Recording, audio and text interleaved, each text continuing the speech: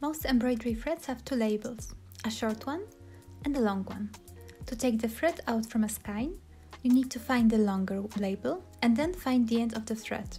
Hold the skein with one hand, hold the thread with the other hand and gently pull the thread.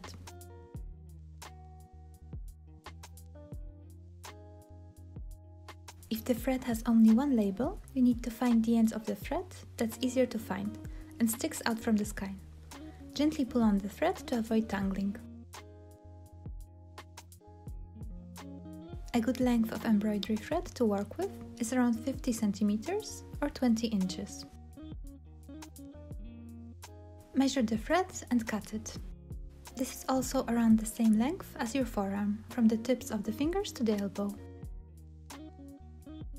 The DMC stranded embroidery thread consists of 6 strands.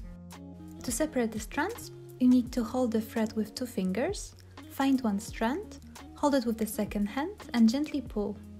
This way the strands won't get tangled. Repeat to separate as many strands as you need. Take the single strands of thread and align them together. Lick the thread and flatten it with your fingers, so that it's easier to thread the needle. Push the thread through the eye of the needle. It's much easier to do when you use a big-eyed tapestry needle.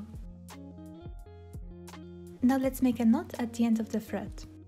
Take the thread and make a simple knot. Use your fingers to push the knot towards the end of the thread. I always make a knot at the end of the thread to anchor the first stitch.